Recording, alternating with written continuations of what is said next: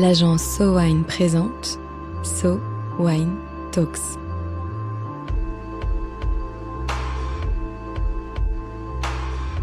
La première série de podcasts analysant les tendances marketing et communication dans l'univers du vin et des spiritueux.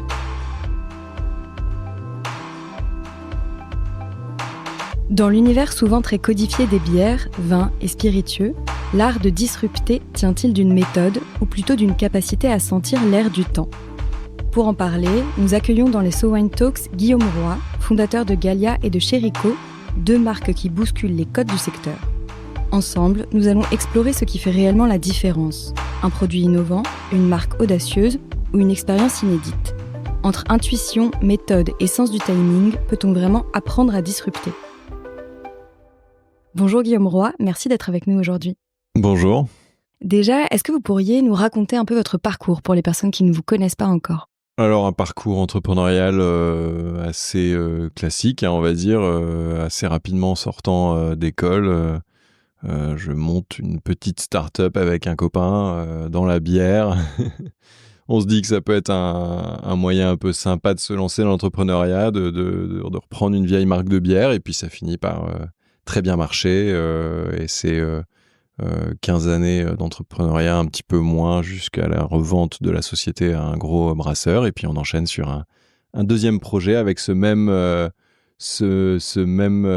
pote de base. Donc voilà, un peu moins de 20 ans d'entrepreneuriat, avec les difficultés du début et quand même pas mal de succès à la fin qui font la satisfaction de l'entrepreneur, quoi. Et pourquoi la bière au début ? La bière, ça nous est apparu comme une opportunité de disruption du marché. Le marché français en 2010, donc il y a 15 ans maintenant, était assez vierge de marques originales ou locales, on va dire, et notamment en région parisienne. Et on était persuadés que ça allait changer, qu'à un moment ou à un autre, les Parisiens et les touristes qui venaient à Paris allaient vouloir consommer une bière parisienne qui avait cet esprit français ou parisien qui pouvait ne pas transparaître dans les marques qui étaient dispo à l'époque. Donc c'était le mouvement des bières artisanales et des bières craft un peu avant qu'il émerge en France à partir de 2015, quoi. Donc nous en 2010, on avait un peu le nez creux et on s'était énormément inspiré de ce qui se passait à l'étranger, puisque cette mouvance du renouveau des bières était déjà opérée en Angleterre, aux États-Unis. Donc en fait, on n'a fait que suivre une tendance de fond ailleurs qui allait s'installer en France de manière certaine. Et concrètement, comment ça s'est incarné cette volonté de disrupter un peu le marché français, ou en tout cas le marché parisien ? Alors tout de suite, on a changé les discours et les codes, jusqu'à même disrupter les recettes en fait qu'on pouvait proposer. C'est sûr qu'on s'est pas mal inspiré de la mouvance anglo-saxonne, notamment autour des IPA, qui est ce style un peu emblématique des bières artisanales et des bières craft. Donc on était une des premières brasseries à lancer une IPA en 2013. On avait quand même plus d'agilité que les gros brasseurs présents en France qui pouvaient pas se permettre de lancer un produit aussi niche que ça, en fait, d'une certaine manière. Nous, on pouvait se le permettre. C'est plus vraiment une niche aujourd'hui. Mais à l'époque, c'était le cas. Donc, et puis, on avait tendance avec les contours de la loi E20 et ce qui pouvait être réalisable, on avait tendance quand même à emmener la marque Gallia dans des contrées qui étaient différentes de celles de l'époque en 2010, sur, la bière un peu authentique ou patrimoniale. On essayait plutôt de faire des choses qui sortaient des sentiers battus. Donc, en ça, je pense qu'on était disruptifs de la manière d'aborder la marque, et aussi dans la proposition de recettes, avec une forte croyance que ces recettes, elles étaient là pour durer, que c'était pas juste non plus des modes avec un temps donné. Donc voilà, aujourd'hui c'est le cas, hein. Gallia est un leader sur l'IPA en France, et la marque est une marque qui est moderne, bizarrement, assez disruptive dans son mode de communication et assez unique dans le panorama des bières aujourd'hui. Et vous dites que vous vous êtes beaucoup inspiré de ce qui se faisait en Angleterre, au Royaume-Uni. Est-ce que vous avez douté à un moment que ça puisse être applicable en France ? Est-ce qu'il y a des grandes différences quand on essaie de disrupter un marché ? Est-ce qu'on se pose aussi cette question de ce qui fonctionne à l'étranger ne fonctionne pas forcément en France ? tout ce qui fonctionne dans les pays anglo-saxons ne fonctionne pas forcément en France, parce qu'ils ont quand même des modes de consommation différents. Donc, on a vu les hard seltzers un peu galérer en France, par exemple, alors que ça cartonnait là-bas. L'IPA avait quand même déjà une vingtaine d'années, on va dire, d'installation sur le marché américain, et c'était devenu quelque chose d'assez courant. Donc, en fait, au-delà de la tendance, déjà une vingtaine d'années, c'est quand même un spectre assez long. Le goût était énormément apprécié, et quand on faisait goûter ça au Palais français, effectivement, tout un nouveau champ des possibilités s'ouvrait sur leurs papilles, et c'est assez addictif, le goût du houblon. Donc non, on n'a jamais douté on a dû douter au moment où elle a lancé que c'était éphémère, parce que plein de gens nous disaient au début c'est qu'une mode, et encore plein de gens sont encore persuadés que c'est qu'une mode, et peut-être qu'ils n'ont pas encore tort, même si donc en 2013, donc nous on est arrivé, donc ça fait 10 ans que l'IPA s'est installée en France, et apparemment elle est dans les bars, dans les établissements. J'ai eu l'écho qu'elle est en train de supplanter la bière d'abbaye comme deuxième bec. Donc en fait ça veut tout dire. C'est quand même qu'elle est plus moderne et plus appropriée au goût actuel. Donc il faut avoir cette certitude. Je pense que dans le vin, il y a des bons learnings à avoir dans ce domaine-là, ça c'est sûr. C'est assez vaste parce qu'on parle de 20 ans donc d'expérience sur Gallia. Mais quels grands enseignements est-ce que vous pourriez en tirer aujourd'hui, avec votre regard d'aujourd'hui ? Ouais, ne pas avoir peur d'aller hors des sentiers battus, là où personne ne va. Peut-être quand même avec des inspirations qui peuvent être appliquées d'autres choses qui marchent, soit sur d'autres segments, soit sur d'autres pays. Ça peut être des segments connexes, on va dire d'autres produits alimentaires ou boissons qui inspirent un axe, ou des choses qui fonctionnent bien dans d'autres pays et qui sont transposables à la France. Donc être assez audacieux dans sa proposition de valeur, et aussi dans son manière d'aborder son discours de marque, en fait, et d'essayer de parler, pas avoir peur d'essayer de parler à des nouvelles personnes d'une manière un peu différente, sortir un peu des conventions. Au bout d'un moment, je crois que c'est un influenceur américain où il y a un bouquin écrit sur la théorie de la vache rose, là, que je trouve pas mal, où quand on est dans un champ et on voit une vache rose au loin, tout de suite notre œil va se porter là-dessus, et le souvenir de cette vache rose, il va être important pendant longtemps, en fait, dans notre mémoire, parmi les centaines de vaches qu'il y avait dans ce champ-là. Donc c'est plus facile à dire qu'à faire, de se dire qu'il faut sortir du lot, parce que c'est quand même parfois un peu risqué, et il peut y avoir de la peur. Donc c'est beaucoup plus simple quand on est une petite structure et assez agile. C'est plus difficile pour des grands groupes, mais c'est cette prise de risque qui fait la réussite par la suite, ça j'en suis persuadé. Donc prendre des risques à ce niveau-là, je trouve que c'est important, ne pas hésiter à être audacieux dans sa proposition de valeur, tout en se persuadant qu'il y a quand même des communautés qui vont se reconnaître dans cette prise de risque. Donc c'est aussi analyser ses propres communautés, mais nous, la plupart du temps, on fait des choses qui nous plaisent, qu'on aurait envie de consommer, et on suppose, sans avoir fait beaucoup d'études comparatives, etc., qu'il y a d'autres personnes qui sont dans des mêmes modes de consommation que nous. Donc ça, il y a un peu de part d'intuition là-dedans, mais audacieux dans sa proposition de valeur, c'est important, je pense. Et proposition de valeur, là, du coup, on était plutôt sur le produit. Il y a aussi l'idée d'être très incarné, d'être très identifié en tant que marque, et dans toutes les valeurs, dans tout ce que la marque représente aussi. Ouais, ça passe par effectivement un branding audacieux, ça passe par un réseau de distribution aussi bien identifié et audacieux. Voilà, c'est pas en lançant un produit en grande distribution dès le début que vous allez créer quelque chose d'assez original, normalement. Enfin, je veux dire, il y a des contre-exemples. Mais voilà, si vous voulez commencer à pénétrer des réseaux un petit peu plus prescripteurs, il faut peut-être aller effectivement dans des réseaux de cafés, hôtels, restaurants qui sont dans la lumière en ce moment parce que leur concept est original et fait déplacer beaucoup de personnes. Donc c'est ça aussi qui aide une marque à s'établir, quoi. Donc au-delà du produit, c'est son positionnement, son esprit et sa finesse auprès d'un public qui trouvera son compte, quoi.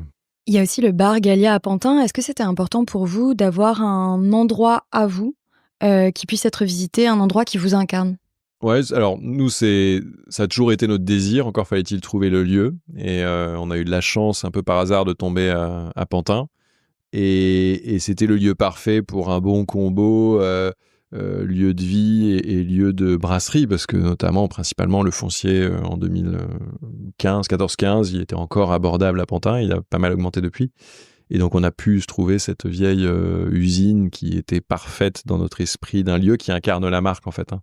Et donc on a pu tout réunir dans un site, notre petite brasserie, fabrique de bière, nos bureaux, mais aussi un lieu qu'on a progressivement ouvert au public.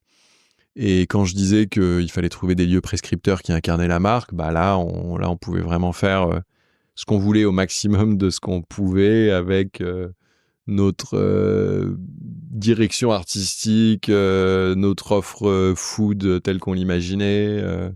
Et donc voilà, on a créé ce lieu qui était un lieu assez bohème et qui correspondait bien au public de Pantin en 2017. Et le lieu est toujours existant et maintenant est quelque chose qui est devenu un peu statutaire à Pantin. Enfin, tout le monde connaît le Bar Gallia, c'est toujours plein. Donc on a réussi à créer un lieu pérenne qui a gardé son esprit du début. On est ravis d'avoir créé ce lieu qui incarne énormément la marque. Ça fait partie des assets qui ont, je pense, permis à la marque de pouvoir intéresser à un moment ou à un autre un acquéreur. En 2019, il y a eu une prise de participation minoritaire du groupe Heineken et puis ils ont pris la totalité donc en 2022. Donc voilà, donc ça fait quand même 3 ans maintenant que le groupe Heineken est donc propriétaire de la marque Gallia. Et alors vous, votre aventure entrepreneuriale, elle s'est pas arrêtée là. Pourquoi vous avez choisi de vous tourner vers d'autres types de boissons ? On a donc eu la possibilité d'accompagner le groupe Heineken dans la transition et c'était très intéressant avec eux de développer la marque Gallia avec les moyens qu'ils avaient mis en place. À un moment ou à un autre, on a eu quand même envie de relancer un projet qui nous était propre et de retrouver un peu l'excitation de la création d'entreprise. Donc avec mon associé, on a commencé à parcourir différentes idées et on s'est dit qu'on avait réussi quelque chose dans l'alimentaire qui était quand même un beau succès, que c'était quand même un segment qu'on connaissait de par ses réseaux de distribution ou on va dire l'organisation d'une société qui veut vendre un produit. Donc on a cherché quelque chose qui pouvait nous plaire à tous les deux ou qui pouvait être un segment porteur selon nous. Et on s'est rapidement intéressé au monde du café, en fait, qui a pas mal de similarités avec la bière. Il y a des micro-torréfacteurs qui ont apparu. Il y a le café de spécialité qui peut être assez similaire à la bière craft. Donc on a cherché ce qu'on pouvait apporter comme valeur à ce segment-là. Et en fait, de manière assez audacieuse, on s'est dit que le meilleur moyen d'apporter quelque chose, c'était de faire autre chose que du café sur ce segment-là. Parce que au fur et à mesure qu'on analysait un peu ce segment, on se rendait compte que le prix du café augmentait, que la culture était parfois intensive, que les pays des tropiques qui la produisaient parfois dans des conditions qui n'étaient pas incroyables en termes de déforestation. Enfin, on est sur un produit qui est incroyable, le café, qui est unique en son genre, hein, qui pousse que dans les tropiques, mais on est face à une surconsommation en fait de ce produit, avec des pays aussi qui le découvrent tout juste, comme la Chine et l'Inde, qui étaient plutôt des pays de thé et qui commencent à découvrir la culture café et à l'apprécier.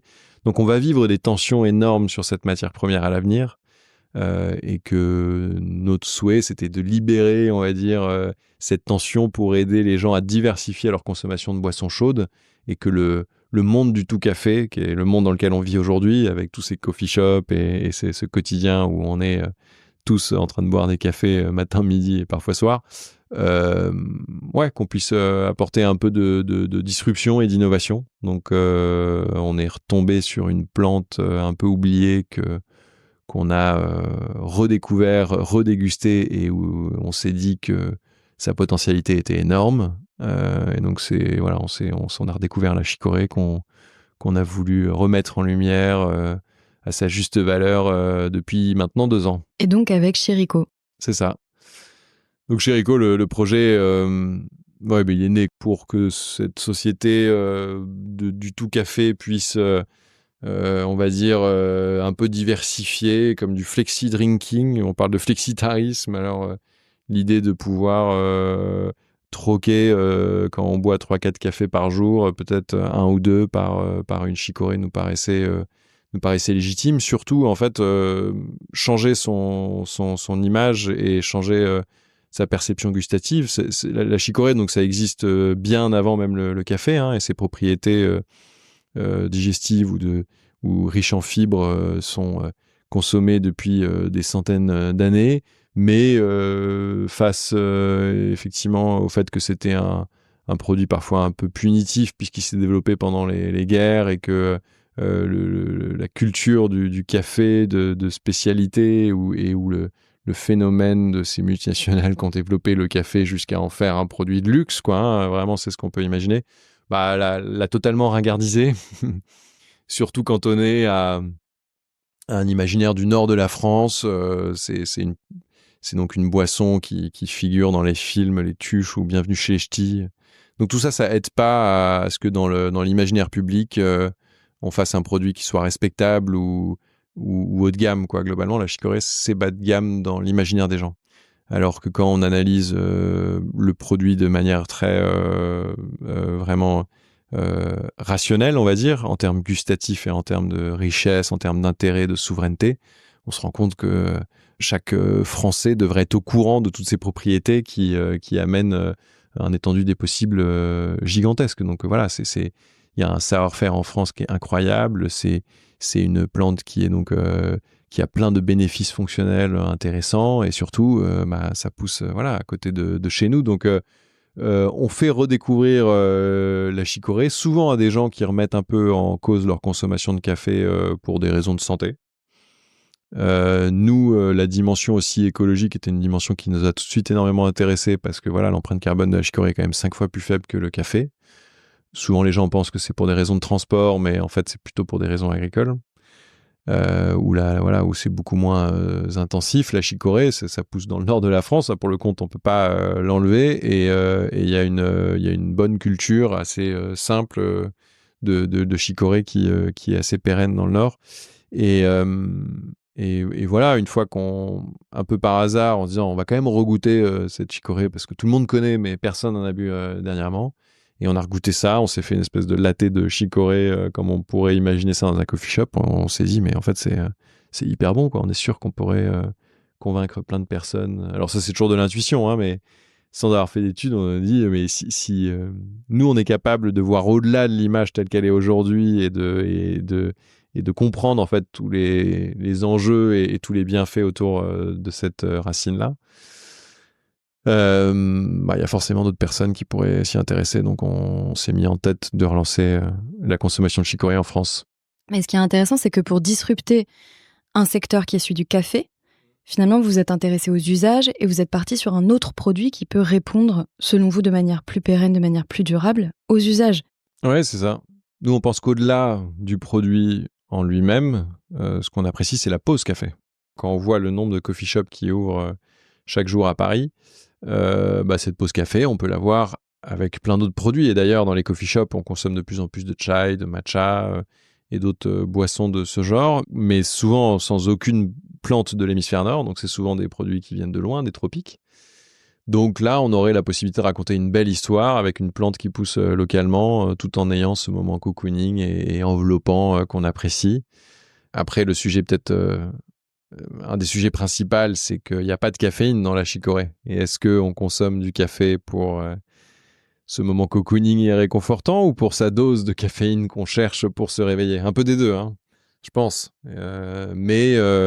Voilà, c'est pour ça qu'on a sorti donc une chicorée nature qui est bonne pour la digestion, riche en fibres et qui est un espèce de déca naturel. Mais on a aussi une variante avec du guarana qui est donc une plante dont la caféine est beaucoup plus douce que celle du café, dont la culture est beaucoup moins intensive et qui peut avoir les mêmes effets qu'un café, donc avec quand même une meilleure capacité à digérer ce produit et des propriétés plus intéressantes, quoi. Donc on a pas mal de gens qui apprécient d'ailleurs ce blend qu'on a fait avec du guarana qui est maintenant notre best-seller. Donc ce qui montre la culture du tout café, c'est aussi une culture d'image, quoi, et de statut, en fait, hein. Donc nous on pense que ça peut être changé, quoi. On peut soulever des foules avec d'autres produits. Et vous parliez tout à l'heure de l'importance aussi de bien choisir ses lieux de distribution. Qu'est-ce que vous avez choisi avec Chérico ? Alors assez rapidement, on a quand même voulu s'intéresser au monde du coffee shop parce qu'au-delà de dire qu'on est un peu une alternative au café ou en tout cas un produit qui serait substitut à sa consommation dans son usage et sa ressemblance en termes de couleur, etc. Il faut quand même dire que le goût de la chicorée est distinctif. Il y a des similitudes avec le café, mais ça a quand même sa propre personnalité.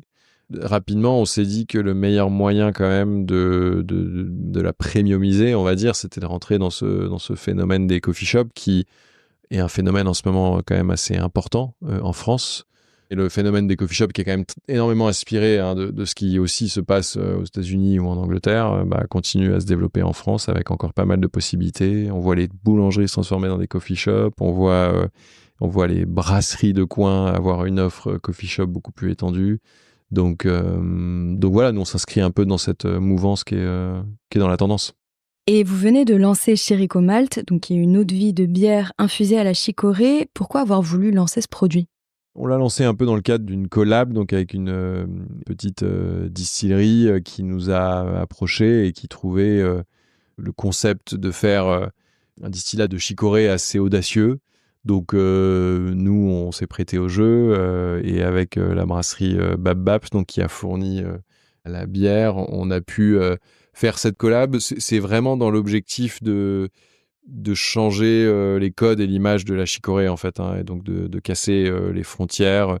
Aujourd'hui, le goût un peu torréfié caramel de la chicorée pourrait s'appliquer à des alcools, à des bières, à des pâtisseries, à des bonbons, à des yaourts. Et tout l'objectif, c'est de l'emmener dans une dimension où les gens n'imagineraient pas qu'elle soit à la base pour changer la perception du produit tel qu'on l'a aujourd'hui, quoi. Donc c'est surtout ça, le fait d'être audacieux, d'être là où les gens nous attendent pas, quoi. Pour faire un focus un petit peu plus marketing, comment est-ce qu'on passe du marketing brassicole à celui du sans-alcool, puis à celui des spiritueux avec l'eau-de-vie ? Quelle grande différence est-ce que vous y voyez, vous ? Déjà sur la bière ou l'eau-de-vie, pour le compte, il y a des contraintes de loi E20 qu'on connaît bien et qui sont sur lesquelles on a appris à faire avec pour Gallia. Là, avec Chérico, on les a pas. Donc, d'ailleurs, parfois, on oublie qu'on les a pas et que le champ des possibles est incroyable. Mais on peut quand même s'amuser en toute transparence. On peut quand même s'amuser à promouvoir la tradition ou les personnes qui travaillent dans des brasseries, etc. Et c'est ce qu'on faisait, nous, énormément, en mettant en avant le savoir-faire, en fait, de la brasserie Gallia. Donc, je pense que ça intéresse quand même pas mal les gens. Les actions de com ne sont peut-être pas aussi audacieuses qu'elles pourraient l'être avec un produit qui n'a pas la contrainte de la loi E20. Moi, je trouve que d'ailleurs, cette loi est très respectable, donc il n'y a pas de souci là-dessus. C'est beaucoup plus facile, entre guillemets, quoi. Il y a quand même des contraintes qu'il faut connaître avec la loi E20, mais une nouvelle fois, je pense qu'on peut quand même déjà faire pas mal de choses, s'intéresser aux produits, aux gens qui y travaillent. Les gens ont envie de savoir les personnes qui sont derrière les produits. Donc ça, c'est un must-have, je pense que pour des gens qui seraient dans le monde du vin ou dans le monde des spiritueux, d'être un petit peu plus visibles, que leur lieu de fabrication soit aussi un peu plus visible. Bon, c'est des choses que les gens font déjà depuis longtemps, mais s'il y a quelque chose aussi d'original à proposer là-dedans, j'hésiterai pas à le mettre en avant, quoi. En marketing, on a souvent tendance à penser en catégories, donc la catégorie café, la catégorie bière, la catégorie spiritueux. Est-ce que vous pensez que c'est encore pertinent aujourd'hui de penser comme ça, ou est-ce que justement c'est une de vos forces d'être un peu transdisciplinaire, si on peut le dire comme ça ? Alors moi, je suis assez adepte des hybridations de catégories, parce que ça permet de créer des innovations sans non plus être rupturiste à 200%. Moi, j'aime bien les catégories hybrides, effectivement, qui surfent entre l'alcool et les coffee shops, qui surfent entre la bière et le vin. C'est ce qu'on avait essayé de faire avec les bières chez Gallia. Donc ça, c'est forcément, ça interpelle, quoi. Et en même temps, dans les hybridations, souvent, on a une facilité à plus facilement comprendre une innovation que quand on est dans une pure innovation sur quelque chose qui n'a jamais existé avant. Faut déjà faire tester le produit. Et donc, une manière simple d'innover, c'est de faire des ponts entre des catégories. Et ça, j'y crois énormément. Et les gens n'ont pas forcément ce réflexe.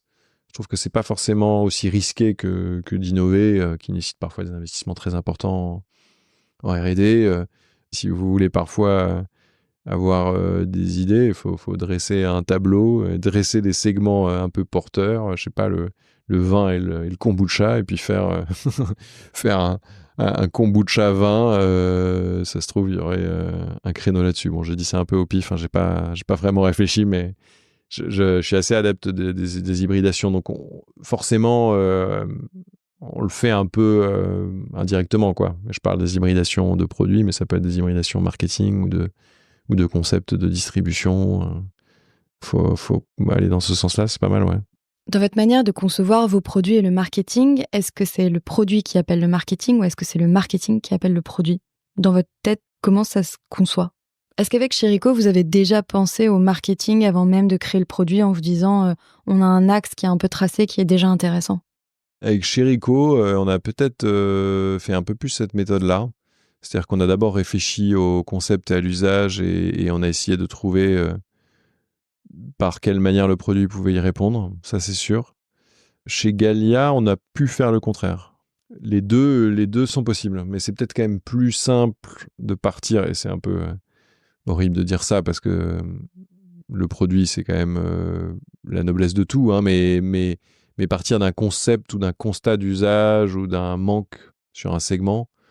Mais c'est pareil, quoi, en fait. Parfois, vous avez un produit, un manque, et puis vous fusionnez les deux, et puis vous vous rendez compte que c'est la meilleure idée du siècle. Mais c'est sûr que c'est ce qu'on appelle le product market fit dans l'anglicisme. Donc, c'est le fait que le produit a une cible de marché, quoi. C'est ce qu'on dit dans la tech américaine, mais c'est valable aussi pour l'alimentaire, en fait, hein. Et on peut avoir la meilleure innovation du siècle, s'il n'y a aucune demande ou pas de besoin client à la base, ça va être compliqué de l'imposer, quoi.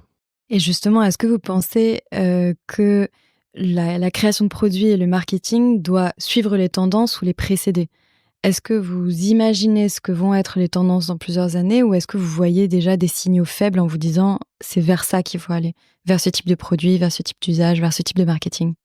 Alors, il y en a une qui est très risquée et très osée, mais d'autant plus payante, parce que deviner ce que va être la conso, vous pouvez attendre des années avant que ça se matérialise, et puis vous pouvez même vous planter parce que vous êtes trop tôt et ça revient derrière. C'est arrivé plein de fois avec d'autres personnes.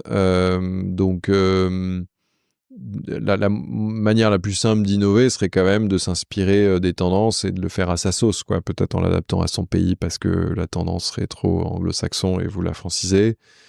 Et ça peut marcher très rapidement. Moi, j'aime bien l'audace d'imaginer quelque chose qui n'est pas encore existant, hein. Et moi, c'est plutôt comme ça que je vois mon quotidien. Mais faut toujours s'en auto-persuader, quoi. Il y a des jours où on est quand même face à des personnes qui disent ah bon, bon courage. Mais voilà, il y a toujours des signaux faibles qui montrent qu'à un moment ou à un autre le marché va s'ouvrir. Donc avoir 3, 4, 5 années d'avance à un segment qui va s'ouvrir, c'est le Graal, puisqu'après après quand le marché vraiment s'ouvre, il n'y a plus qu'à dérouler et avec l'expérience acquise, ça va vite, quoi. Et pour chacun de vos produits, comment est-ce que vous avez défini votre cible et est-ce que c'est la même ? Je pense qu'on a une cible d'épicuriens, de gens qui aiment les bonnes choses. On a une cible de personnes qui sont sensibles à ce qu'ils mangent, donc et à ce qu'ils boivent. Donc qui veulent de la naturalité, de la transparence, qui sont plutôt adeptes de boissons durables, on va dire ça comme ça. En tout cas, c'est nous notre cible, hein. On dit que les millennials sont la génération de ceux qui s'intéressent aux enjeux de durabilité. Je pense que c'est vrai, nous on est de cette génération-là. Donc on se verrait pas lancer un produit sans avoir ça en arrière-pensée. Donc oui, bizarrement on a un peu les mêmes cibles et il est plus facile d'ailleurs pour nous de faire une boisson qui colle à notre génération. C'est plus difficile d'imaginer ce que les générations futures peuvent intéresser. On espère qu'ils s'intéresseront à Chérico. En tout cas, c'est ce qu'on essaye de faire. Mais à minima, on sait qu'on intéresse les millennials et donc on va à fond là-dedans. Nous, ici, on parle beaucoup d'expérience de consommation dans les So Wine Talks, mais ça rejoint un peu ce que vous dites. Est-ce que vous pensez qu'on vend un produit ou est-ce qu'on vend une expérience de consommation ? Un peu des deux. C'est-à-dire en France, heureusement, on voit encore souvent, et ça, je pense que ça va perdurer, le prestige d'un savoir-faire unique. Je sais pas, dans le fromage, dans le vin, il y a des choses incroyables qui font que on n'a pas d'équivalent dans le monde. Ça, c'est clair. Mais ça, c'est des milliers d'années de construction, le prestige, in fine. Donc, créer du prestige au début, c'est quand même compliqué. Donc, plus difficile pour les startups d'aller sur ce segment-là, hein, même si, clairement, c'est pas impossible. Et c'est ce qu'on attend peut-être trop souvent des marques françaises. Il y a ce côté un peu le prestige, c'est la France, le luxe, c'est la France. Donc, je pense que l'expérience à côté de ça, là où c'est une force des anglo-saxons, eux, ils créent de l'expérience beaucoup, c'est quand même intéressant à aller investiguer. Forcément, en fait, aujourd'hui, on ne vit plus pour notre travail, mais on vit pour des expériences. Donc, on veut vivre des expériences au restaurant, avec ses enfants, en vacances, dans un parc d'attractions, j'en sais rien. Donc, oui, créer une expérience avec un produit, c'est le Graal. Je pense qu'on devrait essayer de miser ça. Nous, c'est ce qu'on essaie de faire, en tout cas, avec Chérico, réinventer l'expérience des alternatives au café. C'est ce qu'on fait bien avec nos partenaires Coffee Shop et avec d'autres lieux. Et ça décuple la puissance du produit et le fait qu'on crée une grosse communauté derrière. C'est clair. Et si vous deviez deviner un peu ce qui se passera, comment est-ce que vous envisagez le marketing des boissons dans les 5 années à venir?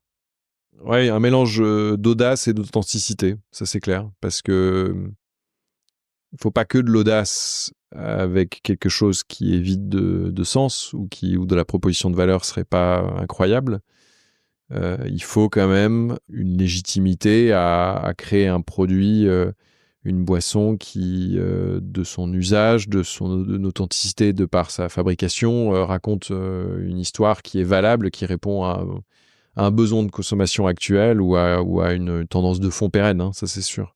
Mais si vous couplez ça avec une marque audacieuse, là vraiment vous pouvez faire des étincelles. Donc, Et ça marcherait autant pour le sans alcool que le avec alcool? Oui, pour tout, ouais, en général. Ouais, je pense que d'autant plus... l'avantage de l'alcool, c'est qu'il y a ce côté traditionnel et qui est quand même plus ancré, on va dire. Donc, on peut raconter quand même un savoir-faire d'un brasseur, d'un maître de chez. Et donc, quand même, là, tout de suite, on a un axe crédibilité qui est quand même pas mal. Donc, si on couple ça avec quelque chose d'un petit peu audacieux, tout en respectant les contraintes de la loi E20, on peut faire des choses sympathiques. Et quel message est-ce que vous auriez envie de faire passer aux professionnels du secteur des boissons? S'inspirer quand même pas mal des anglo-saxons, je trouve que c'est intéressant. Parce que, avec toute la fierté qu'on peut avoir, nous les Français, en étant persuadés qu'on fait les choses bien, et effectivement, on fait plein de choses incroyables dans notre savoir-faire et notre tradition, ça c'est génial. Mais il n'y a que les anglo-saxons, hein, je dis ça parce que je mets les Américains et les Anglais dans le même bateau, parce que bon, les Anglais sont plus proches de nous géographiquement, mais la plupart des innovations viennent des États-Unis. Et les deux savent créer des expériences et des usages que personne d'autre n'arrive à faire, quoi.